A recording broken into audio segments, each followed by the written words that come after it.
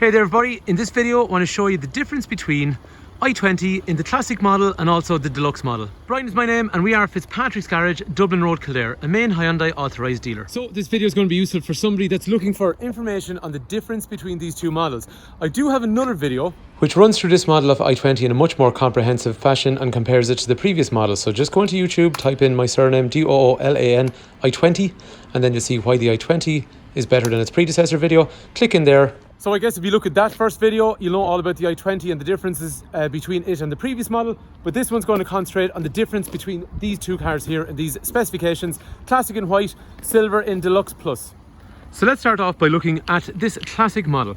Classic model is the entry point on it, and it's a good price point, I think, for what you get in the vehicle. So things I like in the front of the car. I mean, if you've seen the other video, then you know I really like the design on the front of the car, this big grille on the front, and I really like this splitter. It actually just makes the car look a little bit sportier at the front. It brings the bumper lower to the ground, but it has a little bit of flexibility as well. Under here, there is daytime running lights in through here. And the main headlights up here then, they are actually automated for daytime, nighttime, which we'll see when we start looking inside the car. The wheels then are a 15-inch wheel. What I really like on this car as well is it comes with Michelin tires from the factory. And I think Michelin make really good tires, really grippy. Down the side of the car then, things like the wing mirrors and door handles are color coded. It mightn't sound like a big thing, but you have to remember, this is the entry model, and sometimes I found in manufacturers they'll skimp on things like that on the entry model, whereas this one doesn't. Moving around to the back then, it has those nice tail lights, which make the car look really distinctive when you're driving behind it and nice. I find cars like these in this segment, they're always really kind of chic looking, and this is no different. And if you remember, on the front of the car we had a little splitter that was down low in the front, just made it a little bit more sporty. Then along here we have a little diffuser along the back, again completely for style, but it just breaks up the white colour that you see all the way around the car. So what I like is, if you look along here, there's a nice piece of black trim down along through there. There's black around the window, there's black on the rear bumper, there's black on the front bumper. So everything's black and white, there's no chrome anywhere. So the two colours kind of match each other really well. It's always good to have a little bit of contrast in a car. I've seen cars over the years where there's nearly too much of them colour coded. You actually need a bit of black to break up whatever colour the car is. From a pragmatic point of view then, there's a 350 litre boot, which if you've had the previous model, that is bigger than before, and you'll notice straight away it is deeper.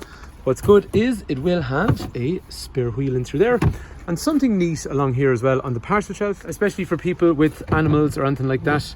See the way I can just slide that down there. So sometimes people have to take out their parcel shelf, leave it at home, whereas this one has a little rail that allows you to guide the parcel shelf. So leave it in the car, but also leave it out of the way, if that makes sense. And then once you're finished using it in that fashion, just tidy it back up again and it becomes functional like it would be in a normal car. In terms of space on the rear, so first of all, you got a dark interior, which is broken up by the grey design along here. There's ISOFIX point on the passenger and driver side. There's 3 head restraints and then 3-point safety belts. And it's always worth mentioning then, doors on the front and the rear, they'll always have side impact protection beams. But in terms of size, so I'm 6 foot, and for me, sitting into the back of the car, this is actually, it's hard to do with my arm facing that way. So this is about the legroom I have behind me. So it's actually really good. So the headroom is decent, and there's decent legroom in here as well. So I'd be quite comfortable traveling in a car like that. All black along here, so it's hard wearing. That's actually good, because let's face it, cars like these, they do take a bit of abuse. They tend to be a little kind of family car sometimes. Electrics for windows back here, and there's also child locks for those and child locks for the doors as well. And there's a light up here as well, and there's also one in the front. For anyone that might be curious, then the seats do have a folding function, and that works in a 60-40 fashion, so obviously you can have some people in the back and still have awkward stuff as well. There is a little bit of a lip here. It'd be nice if it was flat, but it's still definitely very useful if you've anything awkward to transport. And for closing down the boot then, left hand or right hand, depending which hand you are. Close down the boot, it stops all them paw marks that you see sometimes on people's boots. So let's move up front, over here. Same kind of dark plastics all along through here. Electrics for windows and mirrors, front and rear. Like, rear electrics is actually quite rare in an entry model car of this size. So again, similar kind of material on the seat. There is a height adjustable driver's seat, and the steering wheel then is rake reach, so I can drop that down. I can go in and out and up and down. That's a little bit stiff because no one's ever used it before, but yeah, no, look, you can get a really nice driving position in a car like this. Back into safety again, I've got an airbag up here. I've got an airbag down in the side of my seat. Got an airbag up here, and the passenger will get the same things on their side as well. So lots of airbags, anti-lock brakes, emergency brake distribution, emergency brake assist. All those things basically culminate in you slamming on the brakes and still actually having full control over the car under maximum braking pressure. These days you even get things like attention warning, so if you're drifting along the road, the car feels basically that your inputs are kind of unusual, it might think that you are sleepy and it'll warn you to say that maybe you need to take a bit of a break or something like that. As we toggle through the menu then, there is a speed limit setup which warns you and tells you about current speed zones, and again this is the entry model, and we also have lane keep assist which we can turn on or off. I think that's important because some people don't want it and some people do. Lane keep assist is trying to keep you dead center in the lane and trying to warn you if you drift out of your lane. Unknown to you. Very, very useful feature, very, very safe. Some people don't want it though, so you do have the autonomy to turn it on or off in this car if you want. But I will admit, it is default on all the time, so you have to choose to turn it off every time. After that, average speed and fuel efficiency and all that kind of stuff, and then just general settings overall. I think the dash clocks are nice and big and bright, and I think the little red needles, they're quite nice and sporty looking as well. To control those things, all I've been doing is just pressing this button here to manipulate that. The car also has cruise control in through here as well. I've had some people comparing these specs to some other cars for a similar car. There's some European cars that have cruise control, but some of the German ones, sometimes they actually tend to be very expensive models before you get that kind of stuff. So there's a lot of stuff in this. This is the entry model. On the left hand side of the steering wheel then, these are controls for Bluetooth, so you can pair up your phone to take calls, and after that then radio controls in through here. Wiper controls are there. And what I like about these cars, it tells you when you use the stock what position you're actually in. Same with the lights over here, so I can turn them off. I can have automatic, which means they automatically come on at daytime, nighttime, parking and dips. But what's also cool is if I push this forward, I get another auto function here, which is going to tell me if, sorry, not going to tell me anything. What it's going to do is if you meet traffic, it dips, and if it goes into an unlit area, it goes full.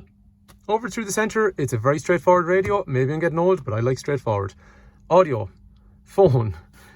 So here's the thing, if you want to use various audio functions, as in music from the radio, oops, or if you want to use Bluetooth music or USB music from there, or if you want to just make phone calls, just do it turning down the radio. Simple, straightforward, 1, 2, 3, 4, some favorite stations. This all looks like really basic stuff, and some people might say, oh my god, you know, it's really old fashioned.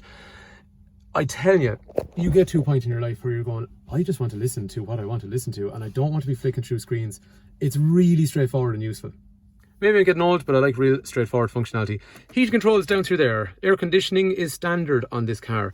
12 volt outlet in through here, USB point and USB point, which a lot of cars in the segment will only have one. This one has two in the entry model, and then the gearbox down through here. The centre will then have some drinks holders, a little bit more storage, and just a little bit of a flat area for more storage in through there. And actually, one point to note, more expensive cars sometimes, this is the entry model, it has leather steering wheel, leather gear knob, and you might say, I don't care about that, I've never even experienced it before. I tell you, you'll know when you experience it not having it, I'll put it that way to you. So the steering wheels feel much more, it's not as nice a feeling. Leather coating, it's nicer to work with on those steering wheel and gear knob areas compared to plastic. So again, might seem like a small thing, but when you add up all these small little things, this is actually a really well spec'd car, considering, again, I keep saying it, it's the first model in them. One other neat trick you may or may not know, this has a rear demister. Okay, nothing really unusual there, but when you engage the rear demister, it also demists the wing mirrors, which is dead handy when you're joining a motorway in the mornings. So what we've done so far then is we have completely covered, well not completely, but I think reasonably well covered the Comfort model, which is the white car on the right. Now we're going to see what you get extra when you go for the Deluxe Plus model. So the silver car here, one word of warning on this. The silver car, as you can see, has a black roof. That is an optional extra on a Deluxe Plus, not standard. So just be aware when you're looking at this car, if you're looking at a non-two-tone roof, the car will be completely the same colour as you saw on the Classic model. Just this particular one has also got the optional extra of having a black roof. And while we're there, let's look at it. The black roof, basically black A pillar, down onto the C pillar on the back is black, and then the wing mirrors are also black as well. So on the front of the two cars, well, do you know what? If one of these came up behind you versus this one here, at a glance, they look like pretty much identical cars, because they are. The only main notable difference I see on these cars is if you look at the daytime running light on the Classic model, it's a halogen setup, whereas if you look at the daytime running light on the Deluxe model, it's a nice LED. What I also like about that is on the Classic model, when you go for the headlamps and turn them on, you lose the daytime running light, whereas on this one, when you go for the headlamps, you still have a decorative daytime running light which can also illuminate at night time. So it's like the way all us Irish people normally leave our front fog lights on, even though we're not meant to. So I think it looks really nice. The rear of the car, it's all very, very similar, but as you can see on this Deluxe model along here, you'll have tinted rear glass, which is quite good for privacy and for stopping the sun beating in on top of kids who are in the back, and it actually looks pretty nice as well. And one other thing is, now some people like it, some people don't. I do have to say I like cars without chrome, but there is no chrome on the Classic model, whereas the bottom of the window on the Deluxe Plus model along here up onto that C-pillar in the back has a little bit of extra chrome as well. Like what we saw, there was a 15-inch wheel trim, which is a Michelin tyre on the Classic, but on the Deluxe model it has a 16-inch wheel, and it's a nice diamond cut finish. What I mean is, see the way it's kind of shiny and reflective? Looks really cool under a sunny day or under artificial light. Black section in through here, so kind of is useful for hiding the brake dust.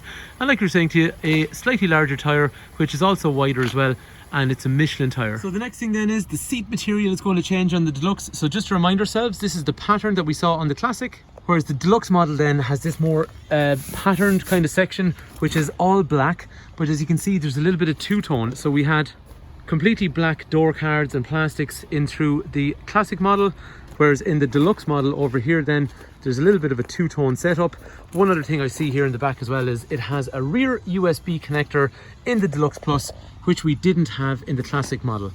One thing to explain, sizes and dimensions and all that kind of stuff, none of these things change when we go between Classic and Deluxe, but we're going to see a lot of changes around the dashboard on the next model. So this is Classic, just to remind ourselves how it looks. Whereas we can see when we're looking at the Deluxe model, we've got straight away a much bigger screen. These lovely clocks we're going to have a look at in a sec. And then again, that two-tone sort of finish, and again that patterned black interior as well.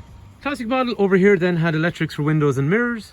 Deluxe model appears to have the same setup, a little bit of extra leather along through here on all the doors, but also has folding wing mirrors from a button here. The Classic model then had these analog clocks basically, which had the nice red needles, whereas Deluxe then has this really cool screen which can be customized. What I mean by customized is, well, you can just change how it looks, so different themes.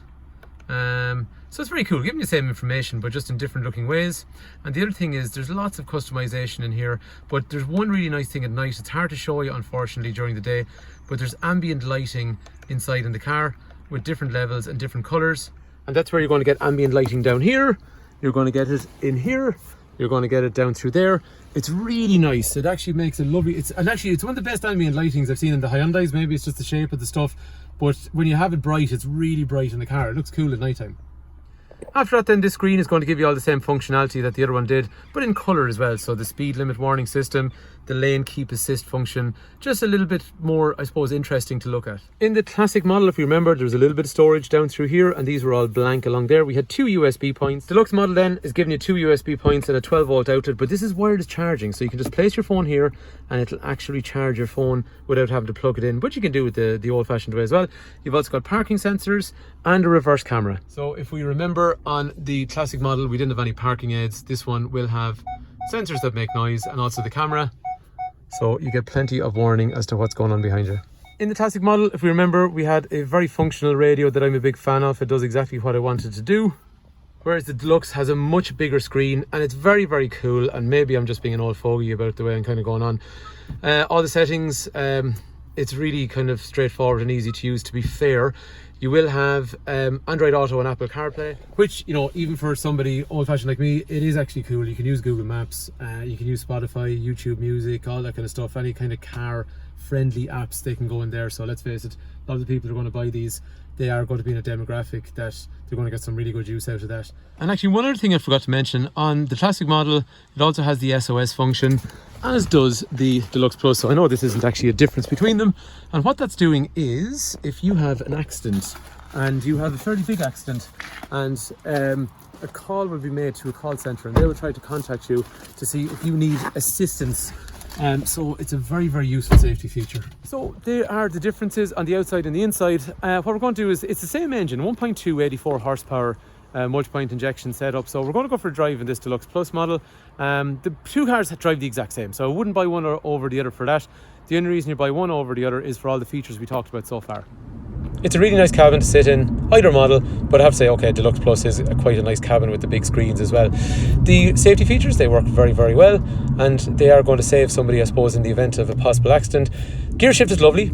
In terms of driving the car itself, the inputs, will say like the steering and the gear stick and the clutch and all that stuff, they all feel light, they all feel nice to use. The engine is reasonably responsive, and the chassis has always been nice in i20s as well, so they're the kind of car I always really enjoy driving them on a back road. I think it gives good confidence to the driver. You get good feedback, you know what the car is doing, so they're quite enjoyable to drive on a back road. They're also useful and nice for cruising, and then in terms of, I suppose, the kind of driving a lot of people are going to do in and around towns, it's a nimble, easy to drive car, still feels quite safe and significant, but I suppose it's nice and easy for parking and driving in tight areas. So there you have it. That is the differences between Classic and Deluxe. This is sometimes in Ireland called Deluxe. It's called Deluxe Plus. It's called Deluxe Launch. There's a couple of different things. As long as it says the word Deluxe, you're in the right model if you're looking for Deluxe, and then Classic is Classic. Anyway, Brian's my name, Fitzpatrick's Garage, Dublin Road, Kildare. If there's more information you want, 086 843 1945. Call, text, WhatsApp if there's anything else I can do. Thanks a million for watching. If I've missed anything, let me know in the comment section below, and I'll do my best to address your question. Thank you.